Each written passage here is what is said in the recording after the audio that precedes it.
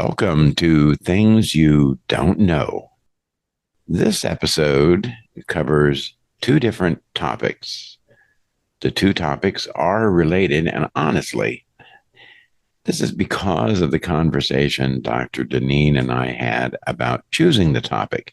Now, our process generally follows the line of we usually discuss what we know and we don't know about a topic. And in this particular instance, that conversation kind of just sort of morphed and spread across these two different topics. So, what are these topics? The first topic is the history of paint. Yes, paint.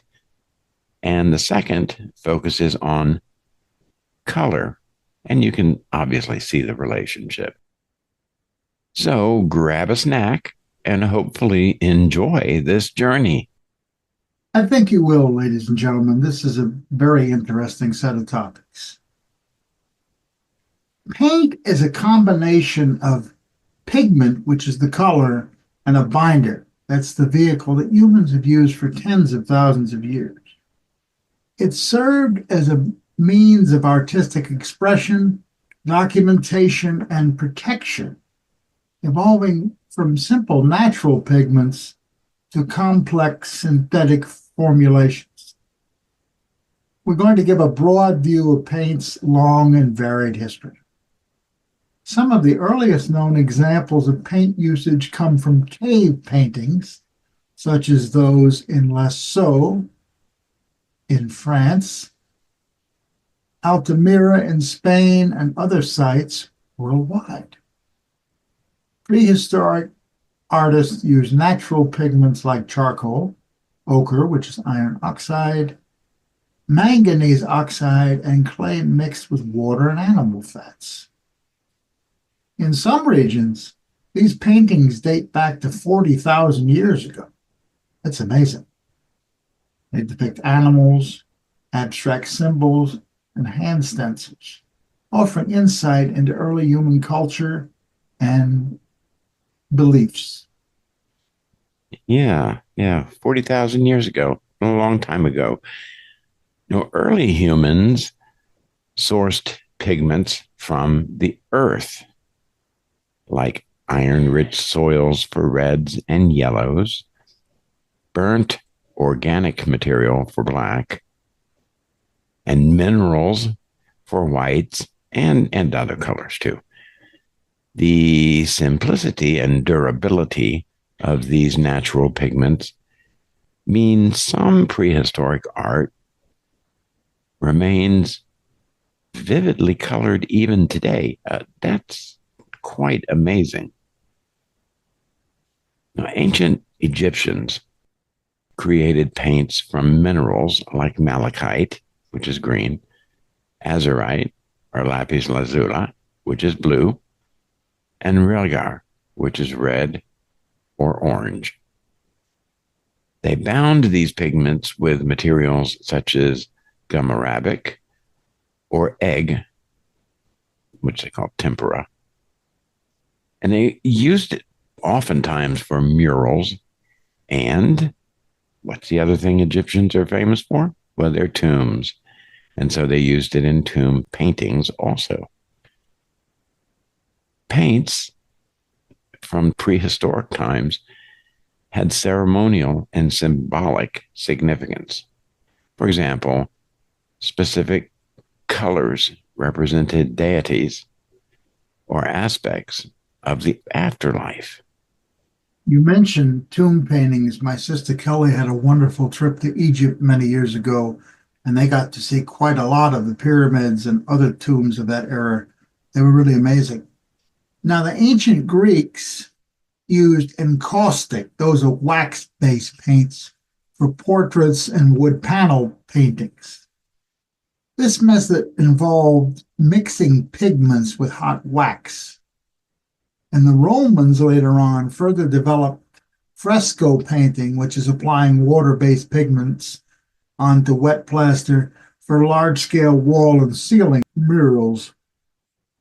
Romans were also known for the use of cinnabar, mercury sulfide for red colors, and the prized Tyrian purple only allowed to royalty from sea snails. Wonder how they figured out that that would make a paint, sea snails. Hmm. We'll never know. In medieval Europe, monks and artisans used finely ground pigments to illuminate manuscripts, binding colors with egg white, albumin, or glare. Fresco continued to be quite popular in churches in particular and public buildings. This especially applied in Italy. Egg tempera, made from powdered pigments mixed with egg yolk, was the dominant medium before the 15th century. The reason is because it dries relatively quickly and produces bright, opaque colors. The Flemish artist Jan van Eyck pioneered the widespread adoption of oil painting around the early 1400s. Oil paint uses linseed or walnut oil as a binder, offering slower drying times, but richer colors, and the ability to blend layers of color. Thus, oil painting revolutionized European art.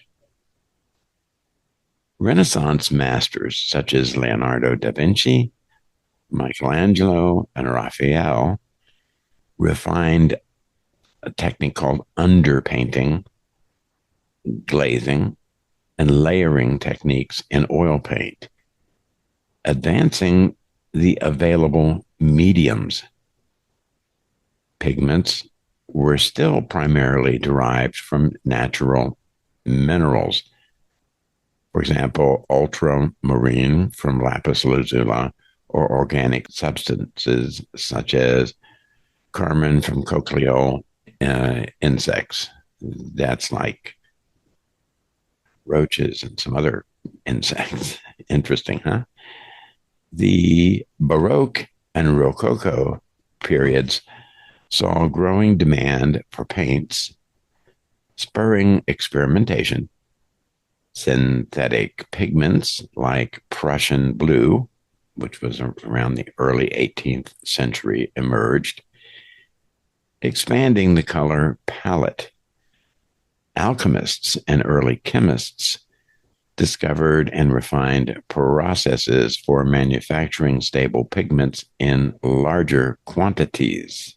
For a long time, paint making remained a specialized craft, often controlled by guilds in Europe. Recipes for color making were closely guarded secrets to preserve their market. As European colonies expanded, trade networks facilitated the exchange of new pigments and new materials, Indian yellow and cochineal from the Americas. And during the Industrial Revolution in the late 18th and 19th century, paint production increasingly shifted to factories, which improved consistency and reduced costs. Lead-based paint became widespread for both interior and exterior uses, although their toxicity was not yet fully understood. By the late 19th century, ready-made paints in tin tubes became available, a boon for artists who could easily transport them outdoors. This had a great influence on the so-called Impressionists. Various manufacturers produced industrial-scale house paints and protective coating, first for ships and later for machinery and buildings. In the 20th century, concerns over lead toxicity led to regulations and eventual bans on lead-based paints in many countries. In the United States, mainly that was for painting in homes and houses and that sort of thing, or particularly things that would come in contact, that children would come in contact with, because it does some pretty severe damage. Acrylic paints were introduced in the mid 20th century, offering fast drying, water soluble binders, and color permanence. Latex, or water based, house paints also became popular. Today, paints with varied functions exist, like anti corrosive, heat resistant, intumescent, which is fireproofing, and eco friendly formulas with low volatile organic compounds called VOCs. Nanotechnology and advanced chemistry have led to self cleaning and self healing paints. Amazing. While digital technologies influence color matching and custom paint design. If, for example, if you go to Home Depot or whatever, and you're looking for a color matching, they can actually do that through digital technology and match the color spot on.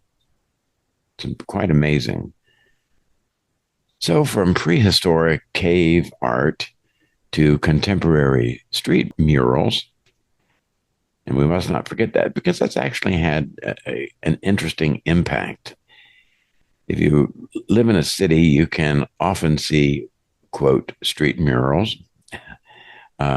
graffiti, if you will. Some of it's quite good, though. Paint remains integral to the visual arts, reflecting cultural identities and creative innovations. Paint has been used, as I've said, to preserve wood, metal, and stone structures against weathering and decay. Modern concerns focus on environmentally friendly paints, reduced VOCs, and biodegradable options to mitigate pollution and health risks. So, to summarize the topic, paint has been with us since the dawn of human history. Artists used paint in cave art and early civilizations for both decoration and symbolic purposes. Innovations such as oil painting, synthetic pigments, and industrial manufacturing drastically expanded the color range and paint applications. Beyond art, paint serves a crucial protective function for buildings, infrastructure, and everyday objects. Modern chemistry and environmental awareness continue to advance paint technology, focusing on sustainability, health, and performance. From the first mixtures of natural ochres and animal fats on cave walls to today's advanced acrylics and nanotech coatings, painting's story is deeply intertwined with humanity's creative and technological progress. All right, well, let's move on to examining another aspect of paint: color. We will explore several different factors, starting with Max Luscher's theory. Not my fave, by the way, but whatever. It is interesting. Now, Dr. Arthur George will join us on this topic. Thank you for having me on the podcast. I have enjoyed the wide variety of topics you have covered, and I think this topic will be fun to delve into. Thank you, Dr. George. Dr. Max Luscher, born in 1923 in Basel, Switzerland, was a Swiss psychologist who developed the famous Luscher color test, a series of color preference exercises in the late 1940s. Luscher claimed that one's color choices could reveal hidden or subconscious emotional states. Although his theory became popular in marketing and pop psychology, it also attracted criticism from scholars, particularly those questioning its scientific rigor. We'll get into those controversies later. First, let's explore what the Luscher color test entails. In its classic form, the Luscher color test uses 8 colored cards or squares. They are blue, red, green, yellow, violet or purple, if you will, brown, gray, and black. Now, a participant arranges these colors from most to least appealing. According to Max Luscher, each color choice and rejection can reflect specific emotional or psychological needs. So here's a quick little overview of Luscher's idea of color meanings.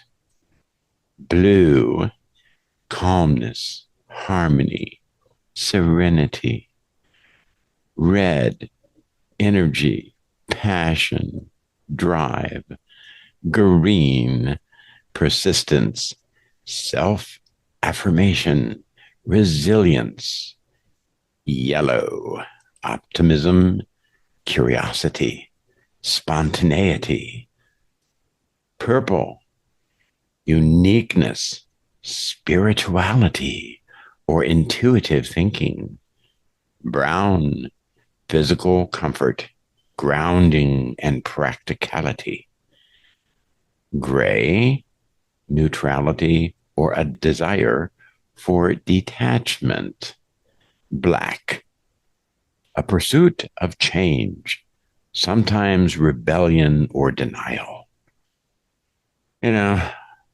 Although intriguing, these interpretations are Luscher's and do not necessarily align with every culture's color symbolism or even with modern scientific consensus. Let's take a look at why that is. Now, let's shift our focus to empirical research on color psychology. While Dr. Luscher's work was pioneering for its time, color science has grown substantially, especially in the last few decades. Researchers have investigated how color might influence mood, emotion, and behavior in more controlled settings. Studies have shown that certain hues can produce measurable changes in heart rate, blood pressure, or galvanic skin response. For example, red sometimes correlates with slightly elevated heart rate and blood pressure, indicating higher arousal or alertness. Elliott and Meyer, Annual Review of Psychology, 2014. Research by Kaya and Epps, College Student Journal, 2004, found participants often described warm colors, like red and yellow, as exciting or energizing, whereas cool colors, like blue and green, were described as calming or relaxing. The data does not indicate what this might mean. How do these scientific findings relate to Luscher's original ideas? Dr. Luscher proposed universal emotional responses to colors, stating that color choices could directly reveal subconscious feelings. Almost seems like a Rorschach. Current scientific data... Hold on. I got to just disagree with you here. The Rorschach test has been scientifically verified many times. It is not as unidimensional as Luscher's test and is really nothing like Luscher's ideas or his tests at all. So just to correct you on that and disagree with you. That's fine.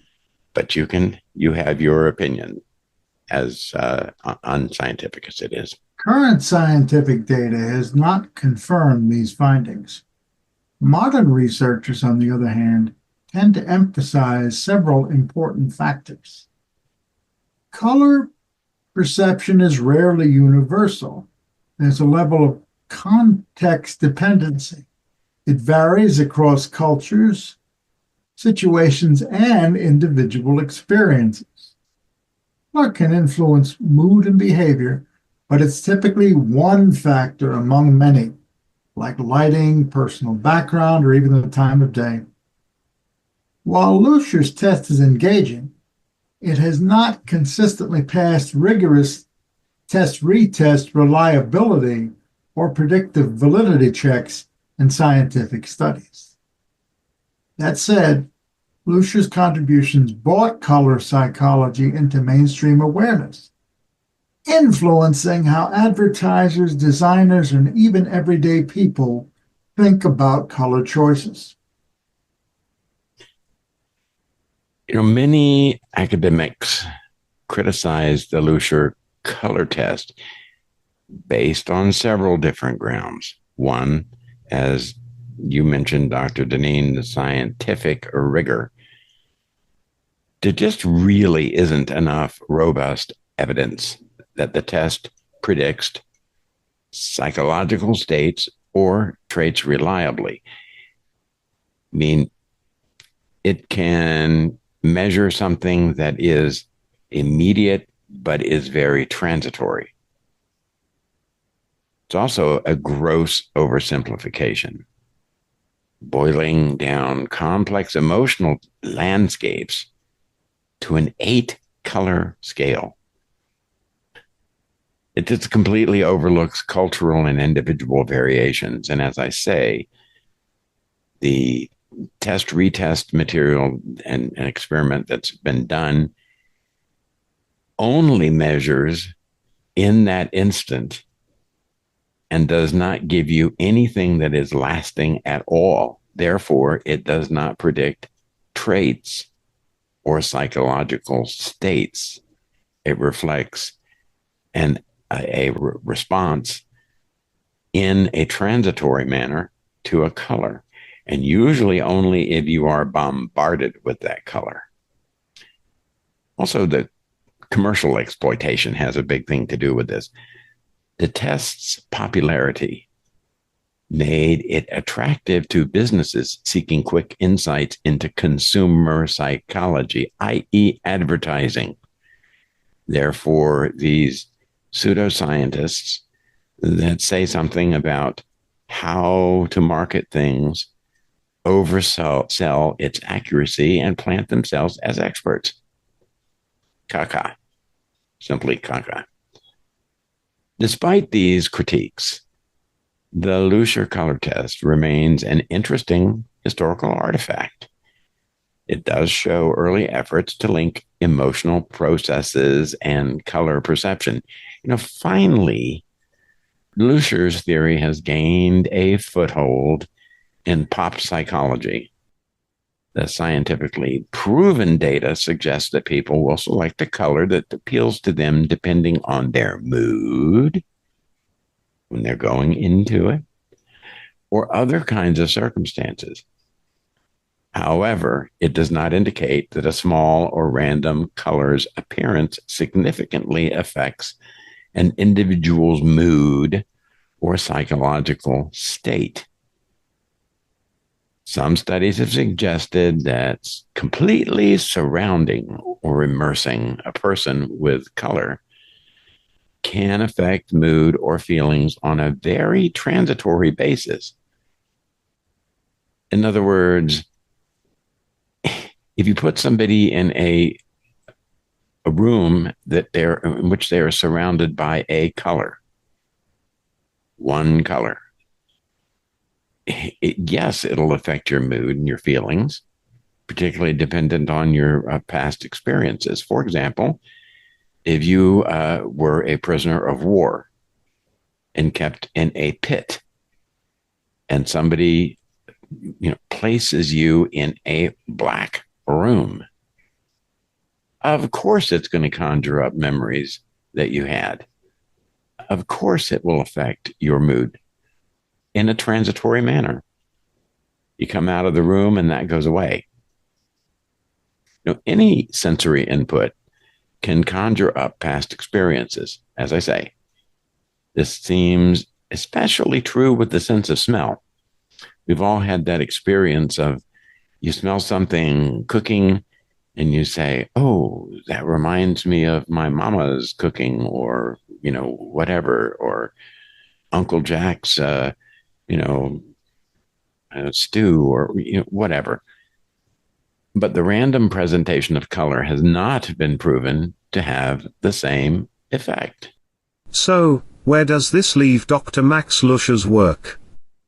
While modern research highlights contextual and cultural nuances, Luscher's color test made a significant mark in popular psychology.